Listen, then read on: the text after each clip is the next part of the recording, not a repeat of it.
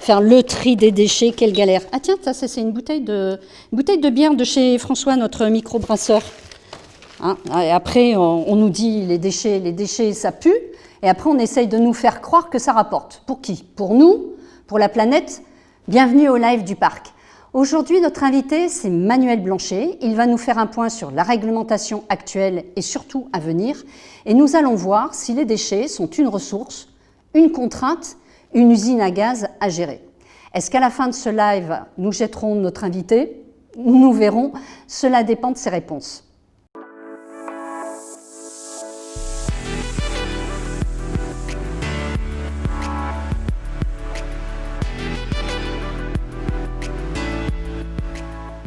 Aujourd'hui, les entreprises de la filière déchets font face à des défis qui les obligent à réorganiser leur écosystème. Alors déjà, pour intégrer les mutations, c'est vrai, réglementaires au cœur de leur stratégie, notamment la responsabilité élargie du producteur, se positionner ou se repositionner sur des activités à forte valeur ajoutée, contribuer à l'effort d'augmentation du taux de collecte des déchets valorisables et de matières issues du recyclage dans les produits finis.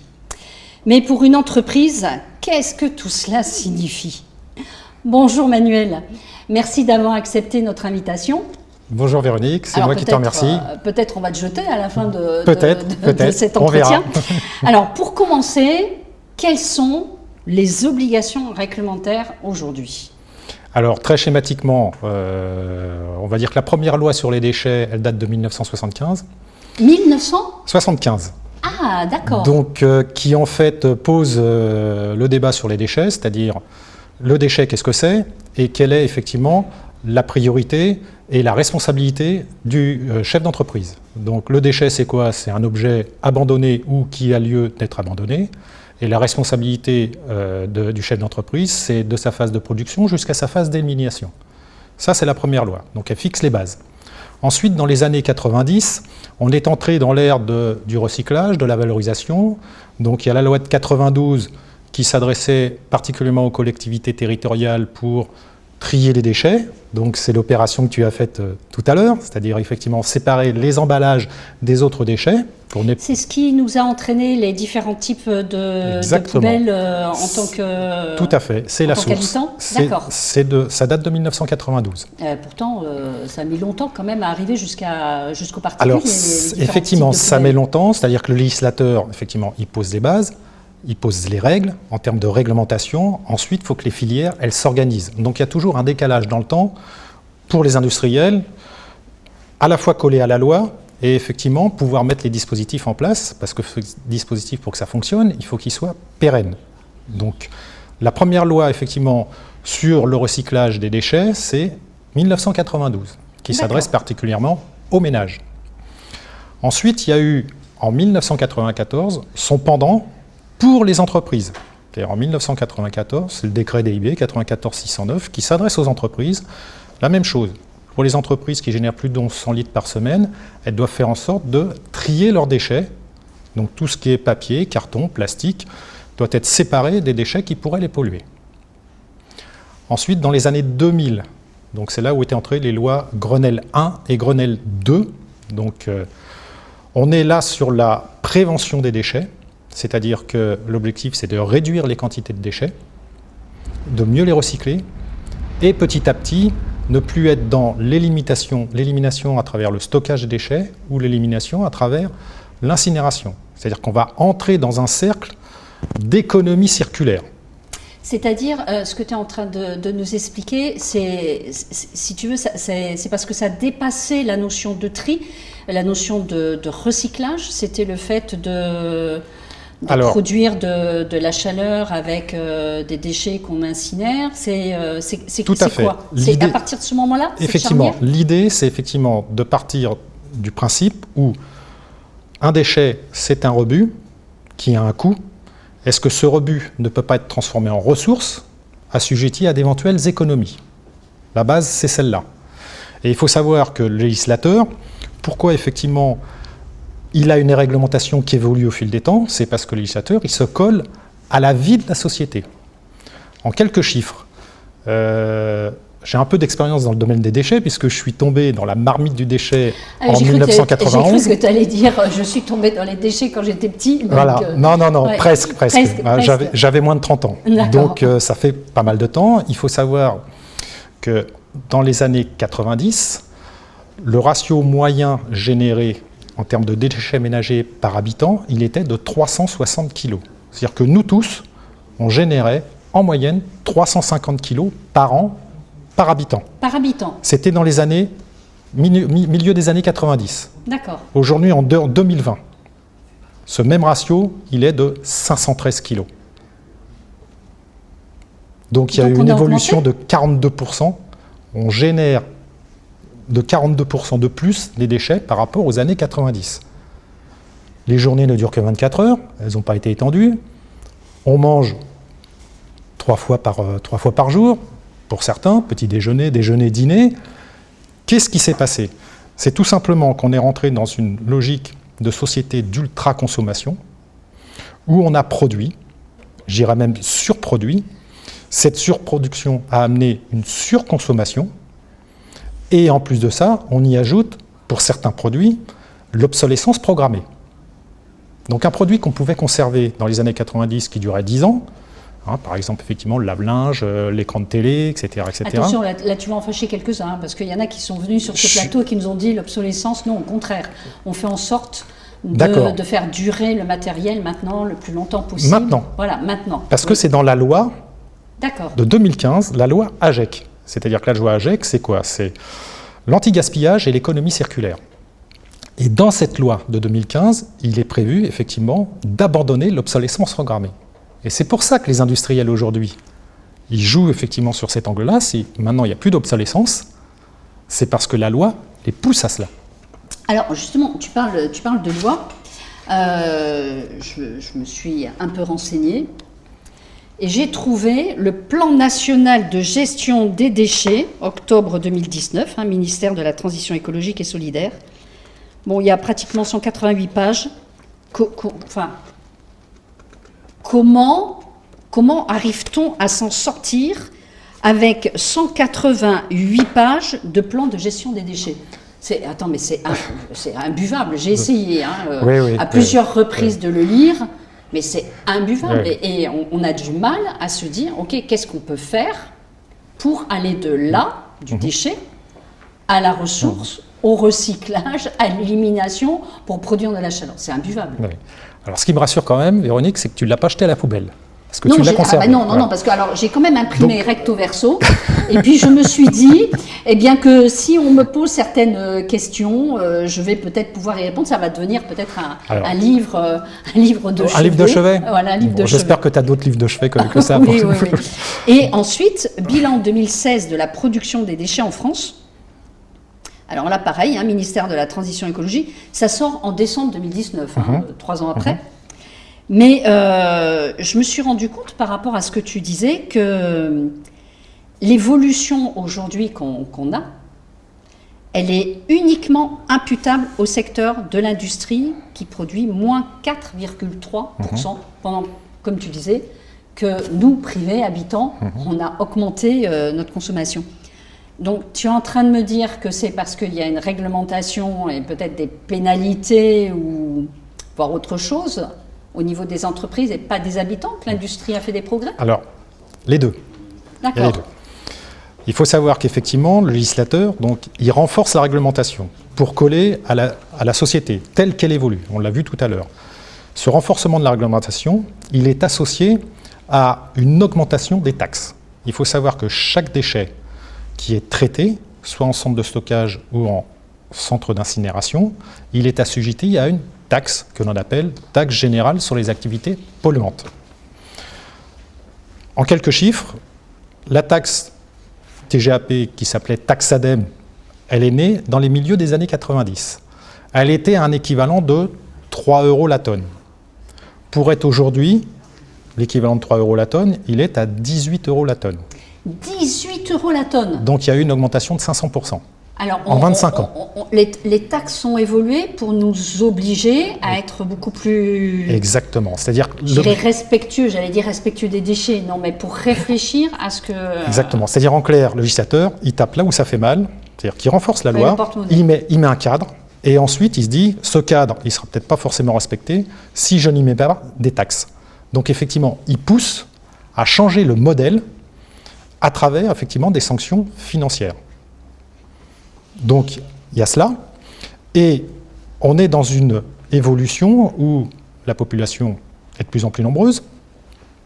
On le voit bien, il y a un épuisement des ressources naturelles, puisqu'on vit à crédit à compter du mois d'août sur la planète.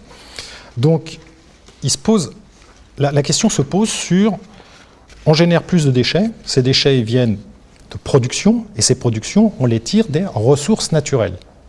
Donc, est-ce qu'il n'y a pas, effectivement, un autre angle, un autre paradigme à inventer, d'où l'économie circulaire, à aller chercher, effectivement, dans ce qu'on génère, d'autres ressources, par exemple pour le déchet, dans un déchet, effectivement, est-ce qu'on ne peut pas le transformer pour éviter d'aller puiser dans les ressources naturelles, donc pour que ça puisse devenir une matière première dite secondaire.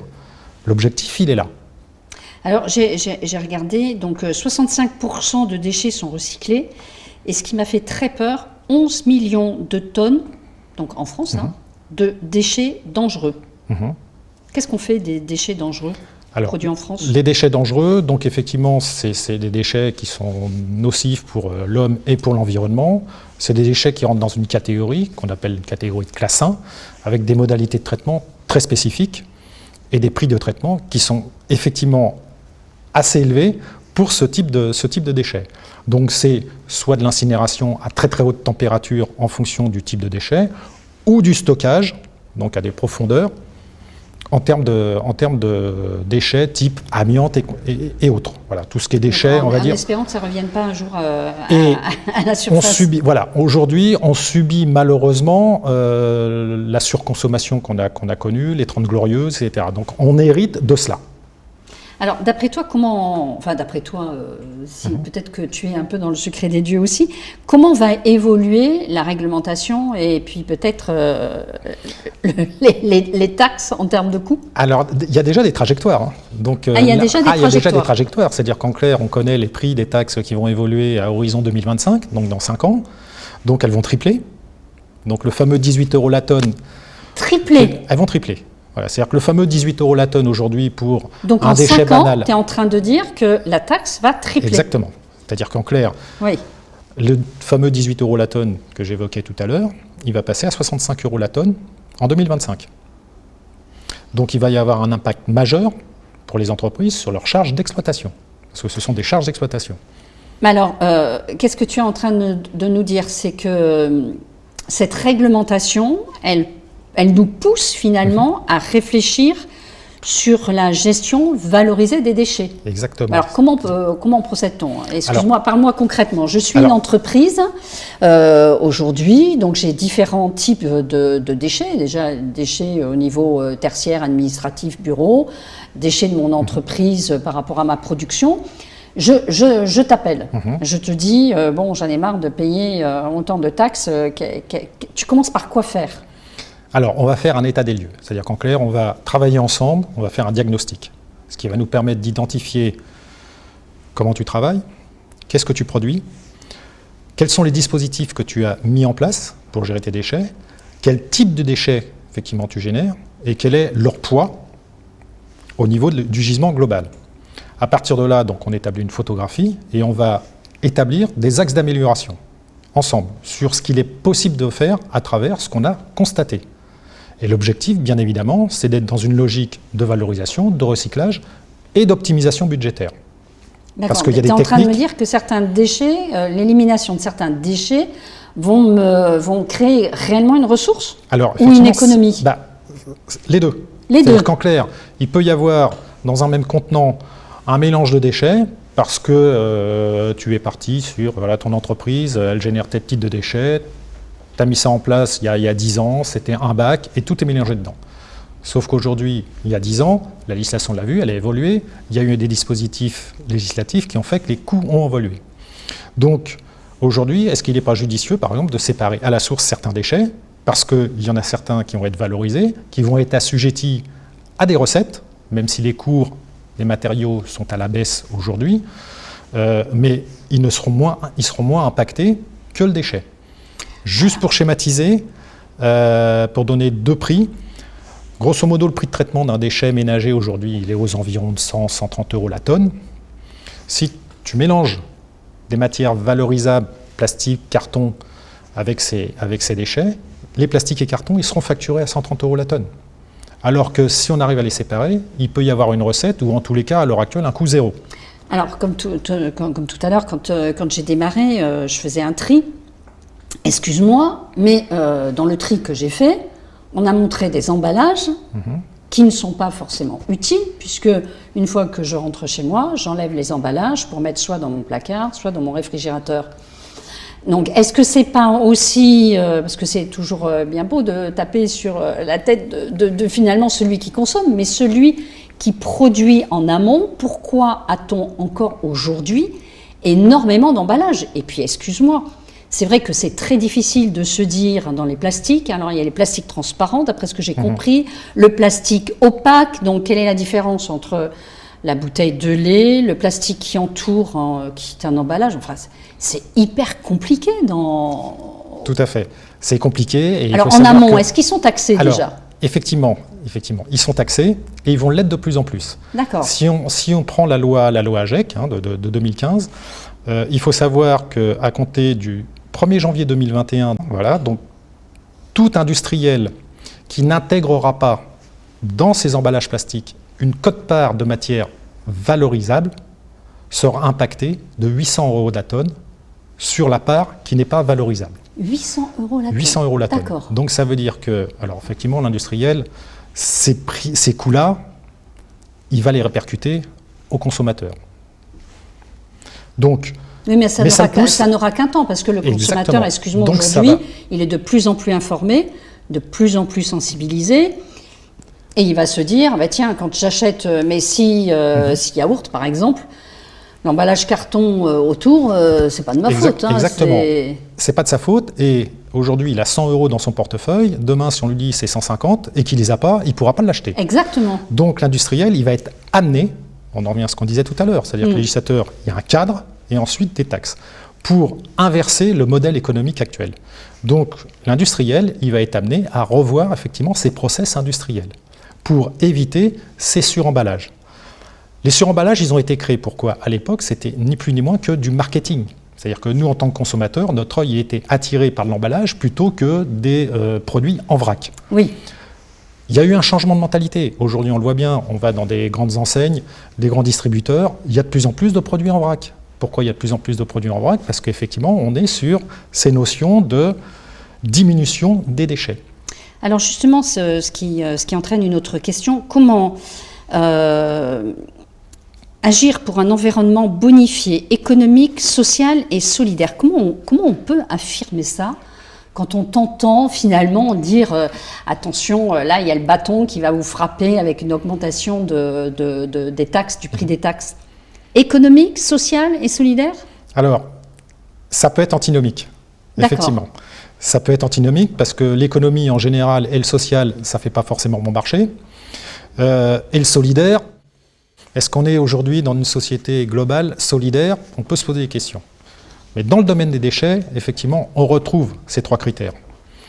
Social, parce qu'effectivement, on arrive aujourd'hui, grâce au réemploi, à générer de l'emploi sur des emplois sociaux. Donc, oui, parce que j'ai vu, enfin j'ai été assez surprise du nombre de déchetteries qui en peu d'années ont été créées et le nombre aussi d'emplois que ça générait. Alors, on est sur des métiers qui sont évolutifs. Qui dit métier évolutif dit effectivement appel à de nouvelles ressources. En termes de ressources humaines. Donc effectivement, c'est des métiers qui évoluent vers de l'emploi. Encore une fois, moi j'ai commencé dans les années 90 dans ces métiers-là. Les emplois n'ont fait que progresser au sein des acteurs de la profession. Donc il y a effectivement un côté social, Il y a un côté également économique, on l'a vu tout à l'heure, parce que quand je mélange un déchet, forcément, il va être facturé. S'il est mélangé avec du déchet qui va le polluer, il est facturé au prix fort, alors qu'il pourrait être effectivement... il pourrait y avoir une économie substantielle si on arrive à faire un peu de séparation à la source, comme tu l'as fait tout à l'heure en triant les emballages. Alors justement, c'est assez bien que tu reviennes sur le sac de déchets du début. Il y avait des pots de yaourt, différents emballages. La question que beaucoup se posent, c'est de dire « Ok, il faut que mon pot de yaourt, je le mette, c'est un déchet qui peut être recyclé. Mais il ne faut pas qu'il soit sale. C'est comme une boîte de conserve. Donc je le rince. Mais je le rince en faisant couler de l'eau et en utilisant, comme tu disais tout à l'heure, une ressource naturelle qui, on le sait, avec les années, va devenir rare. Donc en fait, on fait de la gestion de déchets en épuisant une ressource. Alors, il faut savoir que ça, c'était le cas il y a très longtemps. C'est-à-dire qu'effectivement, on demandait, les collectivités, parce que les centres de tri n'étaient pas équipés, demandaient effectivement à ce qu'on ait des emballages dits propres. Aujourd'hui, c'est fini. C'est-à-dire qu'on peut même effectivement le pot de yaourt, il n'y a pas besoin de le rincer. Ah d'accord. Non, il n'y a plus besoin de le rincer. Je crois qu'il y en a beaucoup qui n'ont pas intégré Donc, ça. Oui. Après, effectivement, c'est de la communication que l'on doit faire au niveau des administrés. C'est-à-dire que les éco-organismes, qui ont été créés notamment pour ça, doivent effectivement porter parole sur les nouvelles actions à prendre en charge par les administrés. Alors, je reviens quand même sur ce que tu nous as dit. Tu nous dis, OK, parce que je te disais concrètement, qu'est-ce que ça représente pour une entreprise quand on fait appel à toi en disant, j'ai pas envie de payer ce niveau de taxe. Donc, toi, pour élaborer, si je comprends bien, des axes d'amélioration et un plan de progrès vers l'économie, on est bien d'accord. Hein. Donc, toi, tu identifies l'organisation en place, tu recenses les différents gisements, c'est ça? Quantité, qualité, origine de production, c'est ça? Exactement. Ok. Tu analyses les différentes modalités d'exploitation et tu vérifies la conformité réglementaire. Tout à fait. Alors, question, tu tombes encore sur beaucoup de gens qui ne sont pas en conformité réglementaire? Oui, il y en a. Sans citer le nom, hein? Oui, bien évidemment, il y en a quelques-uns parce que, encore une fois, on ne peut pas demander effectivement aux entreprises qui n'ont que 100 € dans la poche de leur dire ça va coûter 150. Donc il y a cette notion d'économie à prendre en ligne de compte. Néanmoins, il y a quand même des grands principes qu'il faut respecter, c'est-à-dire quand on a un déchet qui peut être valorisable, recyclable, il faut pouvoir le séparer à la source parce que ça va être une économie potentielle ou en tous les cas un moindre coût. Voilà. Donc déjà, il y a cette notion-là. Donc c'est pour ça qu'il faut bien avoir les catégories de déchets qu'on produit, c'est-à-dire qu'en clair, quand on est malade, on va faire une prise de sang qui va nous donner effectivement ce que l'on a. Et on va faire un diagnostic du déchet pour voir effectivement les catégories, la composition. Et à partir de là, on va décliner les dispositifs et le potentiel d'économie. Et le potentiel d'économie qui va en découler. Quel est l'intérêt d'être dans une démarche RSE, économie circulaire Alors l'intérêt, bien évidemment, ça amène, on revient à ce qu'on disait tout à l'heure, c'est-à-dire c'est le pendant de la législation qui se renforce. Donc ça va amener effectivement l'entreprise à se poser les bonnes questions et à enclencher un nouveau modèle économique. En sachant que ça peut lui rapporter quand même, alors pourquoi? Parce que souvent elle a des partenaires qui ont déjà, quand je dis partenaires, ça peut être des clients ou des fournisseurs, qui sont déjà dans cette démarche d'économie circulaire, de RSE. Donc ils demandent à avoir des partenaires qui sont eux-mêmes engagés. Donc ça c'est une première chose. Donc si l'entreprise ne veut pas être hors champ économique dans quelques années, il faut qu'elle rentre dans cette démarche-là. Ça, c'est le premier point. Deuxième point, ça peut vous amener des nouveaux marchés. Aujourd'hui, si on se réfère par exemple au Code des marchés publics, on voit souvent, effectivement, dans les critères de jugement des offres, si on n'est pas certifié ISO 14001, 26000, etc., on ne peut pas répondre au marché. Donc, le fait d'être dans une démarche RSE, ça permet d'aller... Tu dis demain, le fait d'être dans une démarche RSE peut en effet être un critère de sélection d'une entreprise en tant que fournisseur et prestataire. Ça l'est déjà. Le code de certains appels d'offres, effectivement, dans leurs critères de jugement des offres, ils demandent à ce que les entreprises soient dans cette démarche ou un équivalent. Donc ça, c'est le deuxième point. Le troisième, c'est que ça va amener effectivement à revoir des process en termes d'achat. C'est-à-dire plutôt que d'acheter des produits bruts qui ont été taxés auparavant, est-ce que dans mon process industriel et dans mon process achat, je ne vais pas aller chercher des produits moins polluants qui seront moins taxés et qui le seront de plus en plus dans les années à venir. Et le quatrième point, c'est aussi, il y a des investisseurs aujourd'hui qui vont flécher leurs capitaux sur des entreprises qui ont une politique green. Et ça va se faire de plus en plus. Donc les 4 avantages que je vois effectivement à la RSE sont ceux-là. Alors, j'ai quand même arrivé à te coincer un peu. Hein. Donc, je trouve qu'il y a quand même une certaine, comment je peux dire ça, une certaine hypocrisie. Parce que, à côté de ça, il y a plus de 300 000 sites pollués en France. La plupart de ces sites pollués étant orphelins. J'ai été sidérée quand j'ai lu ça. Alors bien sûr, quand tu lis ça, hein, dans les études, on te glisse avant qu'en effet, en France, c'est un secteur qui emploie 23 000 personnes au sein de 2 450 PME. Bon, ok, très bien. 300 000 sites pollués. Donc, on veut d'un côté taxer de plus en plus en s'appuyant sur une réglementation pour dire « Attention, toi tu es un mauvais élève, voilà, tu vas payer de plus en plus cher si tu ne rentres pas dans le rang. » Mais à côté de ça, 300 000 sites pollués. Alors c'est le problème, c'est qu'aujourd'hui, effectivement, quand on taxe, et tu l'as dit, quand on taxe et quand on renforce, forcément ça va amener certaines personnes à se dire, est-ce que je ne mets pas mes ordures dans le coin des pots sauvages, etc., enfin, sur des centres de stockage qui ne sont pas autorisés, parce qu'effectivement, ça coûte de l'argent. Après, c'est une prise de conscience. Mais il faut savoir que ces gens-là, s'ils se font prendre, ça leur coûte très très cher. Ah bon, tu me rassures. Oui, ça leur coûte très très cher. Maintenant, on ne peut pas surveiller tout le monde. Mais une entreprise qui traite des déchets, qui n'a pas les autorisations préfectorales, elle va être lourdement sanctionnée. Et le chef d'entreprise, c'est une responsabilité pénale qu'il a derrière lui. Donc ces sites, ils existent aujourd'hui. Ils sont même répertoriés, parce qu'on sait qu'il y en a 300 000. Ils sont répertoriés. Après, effectivement, en fonction de ce qui est fait, on va aller chercher, effectivement, l'origine. Qui a mis ça en place?